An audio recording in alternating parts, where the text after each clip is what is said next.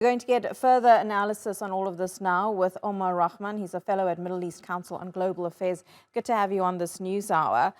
Just 24 hours ago, the U.S. vetoed a UN Security Council resolution calling for a ceasefire in Gaza. There has been strong ongoing criticism, not just from other countries, but from aid groups for this move by the United States. The UN, though, insists that such a resolution would hinder peace talks and the release of those hostages still being held in Gaza. Do you think that that is actually the case here? Well, simply put, the United States is acting like the world's dictator, not its foremost democracy.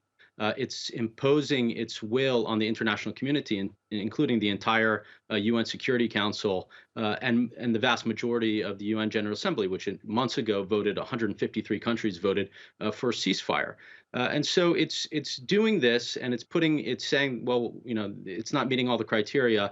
It's basically adopting the Israeli position that they need to eliminate Hamas before any ceasefire can happen. And so they're ignoring just the total indefensible destruction of the Gaza Strip, the human toll that's taken place, and really what Israel's other war aim, not maybe its explicit, not maybe its formal war aim, but its informal war aim, which is to make Gaza uninhabitable and to use starvation as a tool, a weapon of war, and to force the population out. So the U.S. is kind of ignoring that. It's ignoring the pleas of the entire world to bring an end to this killing, and it's kind of put Israel in the driver's seat and allowing it to dictate terms.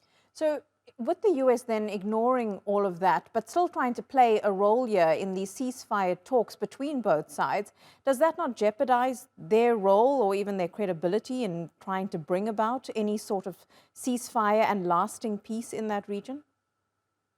Well, there's no question that the U.S. complicity over the past 4 months has jeopardized and eroded U.S. credibility. And the U.S. is playing a role, but the role it's playing is one of enabling what Israel's doing, providing political cover, providing diplomatic cover, like we're seeing at the United Nations, providing military and financial support, providing armaments.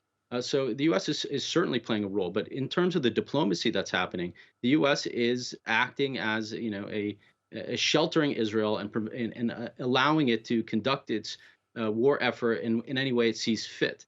And that includes using military means within the region to prevent any kind of consequences for what's happening here. So the U.S. is certainly playing a role. It's just not playing a productive role in bringing an end to the violence and the killing.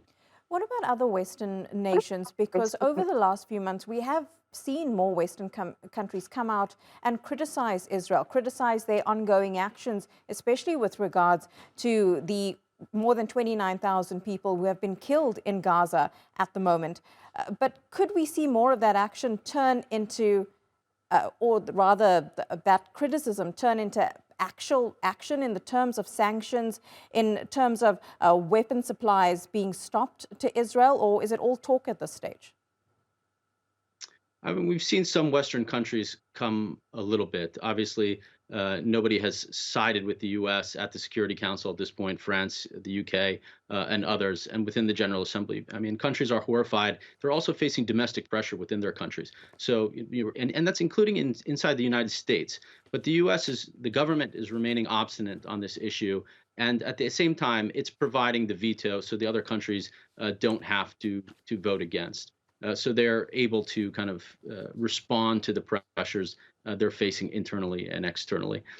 Whether those countries are going to come around to the option of sanctions, I think that's a bit of a stretch. Although we're seeing things play out in domestic courts, like in the Netherlands, and so there was a decision not to send certain armaments to Israel. We might see that kind of thing, and I think that's what the actions we're seeing and the decisions of the ICJ are playing a role, because it's empowering people within these countries to appeal to their governments, to appeal to their legal systems, to prevent more aid and arms going to Israel as it conducts this war effort. So we're seeing that kind of thing. But whether those countries are going to adopt sanctions against Israel, I think we're still a long way away from that.